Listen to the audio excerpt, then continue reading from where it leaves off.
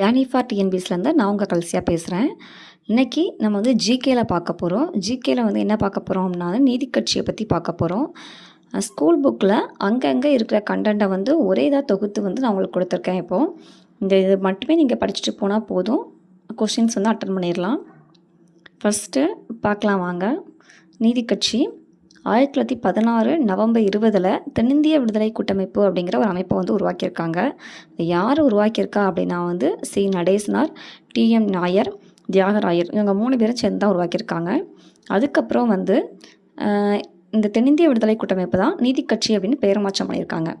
முதல்ல இந்த தென்னிந்திய விடுதலை கூட்டமைப்பு, நீதி கட்சி இதெல்லாம் எதுக்கு கொண்டு வந்திருக்காங்க அப்படின்னா வந்து பிராமணர் அல்லாதவங்களுக்கு வந்து சலுகைகள் வந்து வழங்குறதுக்கு. பிராமணர் அல்லாதவருக்கு எந்த ஒரு சலுகையுமே அப்போ கிடைக்கல. பிராமணர்களுக்கு மட்டும்தான் வந்து எல்லா சலுகையும் கொடுத்துருக்காங்க. பிராமணர் அல்லாதவர்களுக்கு எதுவுமே கிடைக்கல. அவங்களுக்கு தேவையானதை வந்து வாங்குறதுக்காக தான் இந்த அமைப்பெலாம் வந்து நீதி கட்சி, தென்னிந்திய விடுதலை கூட்டமைப்புலாம் இதெல்லாம் கொண்டு வந்திருக்காங்க. சரி, அதை நீங்கள் நோட் பண்ணி வச்சுக்கோங்க, நான் இதில் எழுதலை.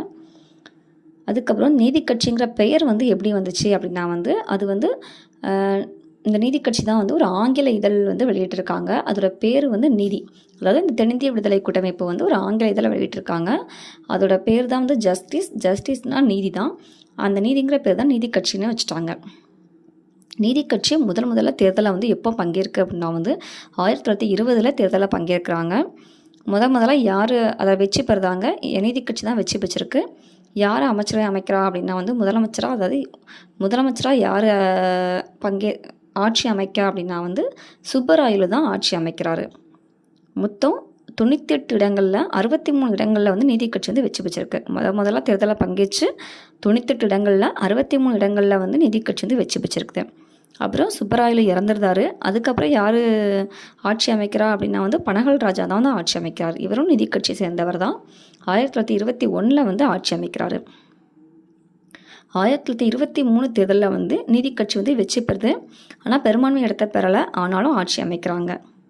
1926 வரை பனகல் ராஜா தான் ஆட்சியில் இருக்கார். அதுக்கப்புறம் இந்த இடையில வந்து சுயராஜ்ய கட்சின்னு ஒரு கட்சி வந்து வந்திருப்பாங்க. அது வந்து சிஆர் தாஸ் வந்து அந்த கட்சி வந்து தொடங்கியிருப்பார். அந்த கட்சி வந்து 1926 வந்து வெற்றி பெறுதாங்க.